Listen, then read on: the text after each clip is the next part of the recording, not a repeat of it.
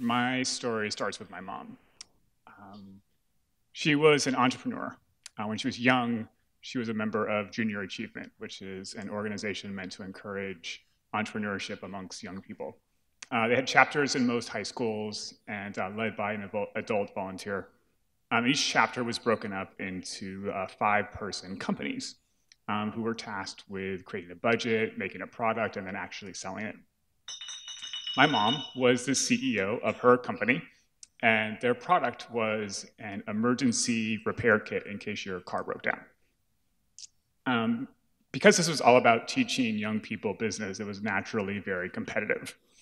And so all of the chapters were responsible for sending their sales numbers up to national, and then the chapters that did the best were allowed to send delegates to the national convention in Indianapolis.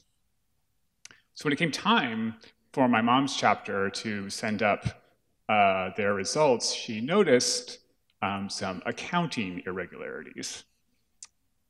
They were saying that they had sold more than they had. And so my mom, thinking that this was just a mistake, she went to their adult mentor and asked him what was going on. And it turned out that it was not a mistake. He was the one who was cooking the books.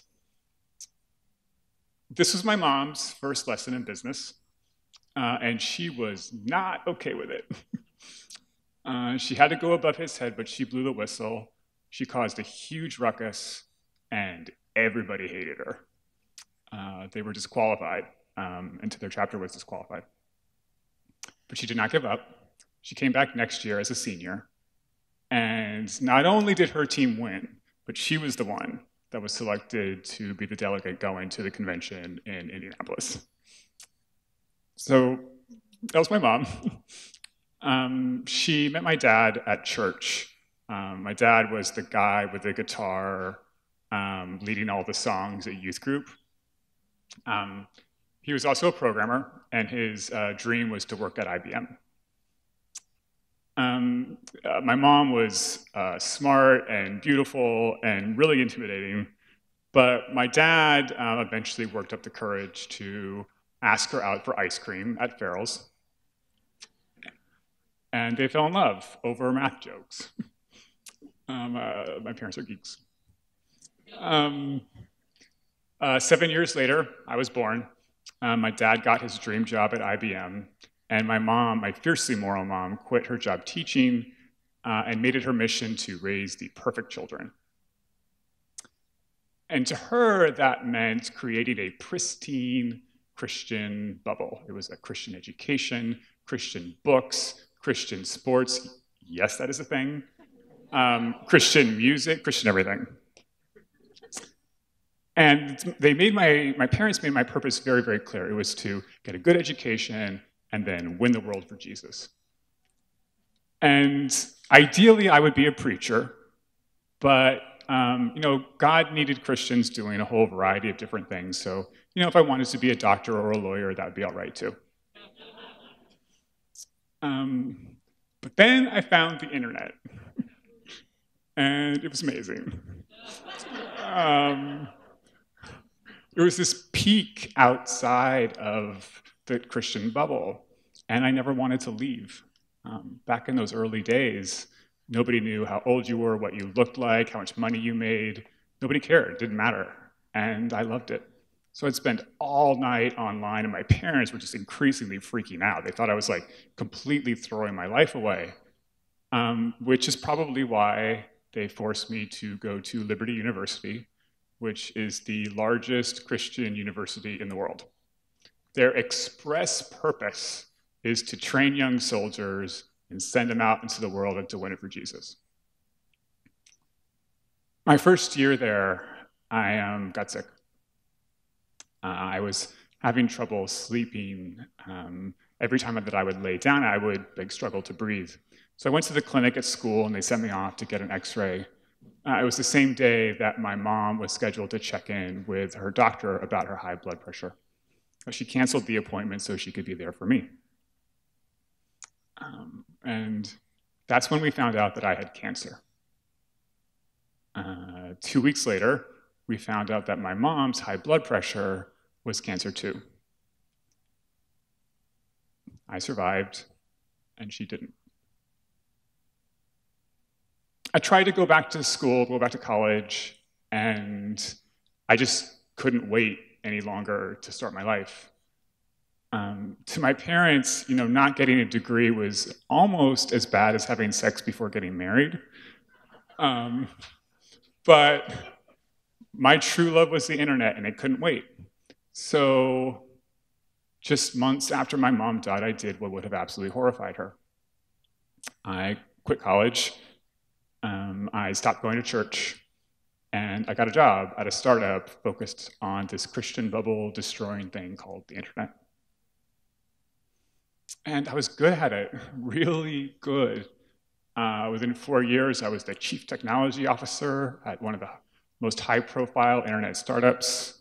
I was doing what I loved. I was making more money than I knew what to do with it, and I didn't have to go to college. I had hacked the whole system. It was a miracle. And then 9/11 happened, and the reckoning came. I hadn't really paid much attention to politics since leaving college, but all this talk about going to war in Iraq just didn't sit well with me. It didn't make any sense. And I didn't really have any faith that I could do anything about it. I'm just one person, but I got to the point where I realized that I was going to hate myself someday if I didn't at least try something. So for purely selfish reasons, I quit my job and tried to figure out how to become an activist. And I tried all kinds of things, but fortunately, I eventually met a filmmaker. His name was Robert Greenwald. And he hired me to document all of the lies that the Bush administration had made about Iraq. 4 months later, and 1,100 pages of documentation, it was very thorough, the movie came out to broad acclaim. We had no money. So the production values were terrible, but the story that we uncovered was breathtaking. At the premiere in Santa Monica, the line was around the block. And what was crazy about it is that we did it without a studio or a television network. The story was so controversial, no one would touch it, and yet still it spread like wildfires because there were volunteers hosting screenings all over the world. We were shipping tens of thousands of DVDs through the internet. We were just a small group of people, and through the glorious power of a connected humanity, we did change the world. Maybe what I do does matter. We made a few more films when we applied that political organizer mindset to our distribution, and it was a revolution for documentary films. And it was go, go, go, go, go until I ran out of breath.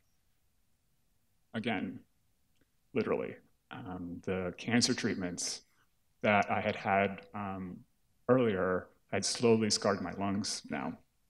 And my only option was a double lung transplant. I had a lot of time to think while I was waiting for the call that would mean that a young man had just died, and I would have the chance to live. I realized that I would have 3 different DNAs. I would have my original, my lung donors, and the bone marrow donor who had helped me survive cancer. I would be the physical embodiment of a connected humanity.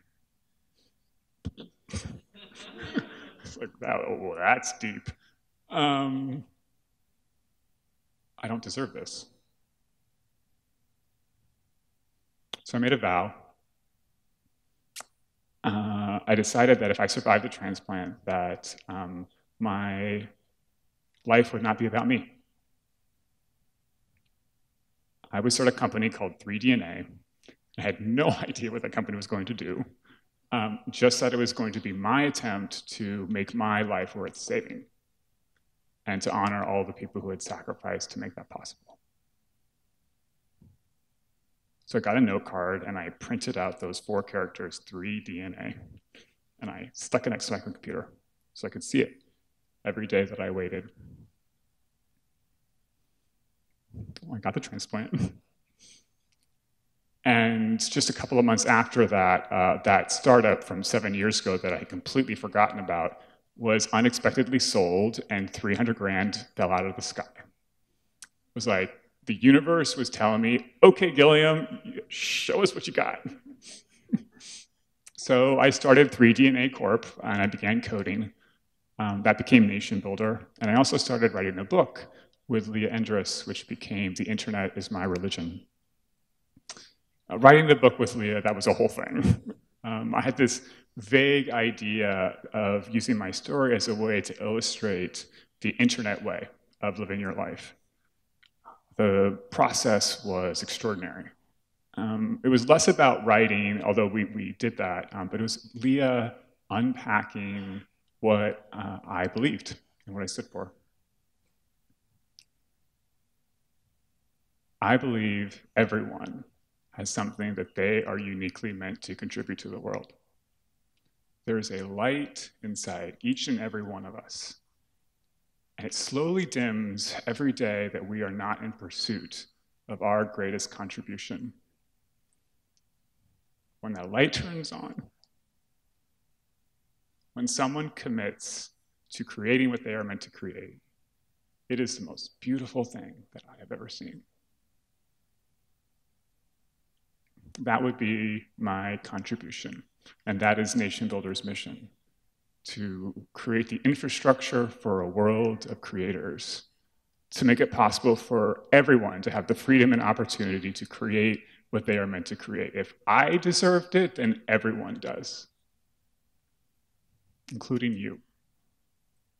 There's the reason you're here today. You're looking to find your purpose, to find what your greatest contribution is. And what I have learned is that it starts with understanding your own story. It's very simple. Like, find a friend, somebody that you trust, and ask them to interview you. And then you can do the same for them.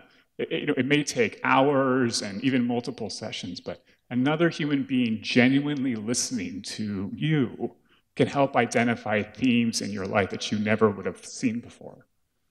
It can seem counterintuitive, this, going deeply into yourself as an act of service, but it is only when you understand who you really are and how you got here that you can serve other people with your unique gifts and honor all the people who came before you.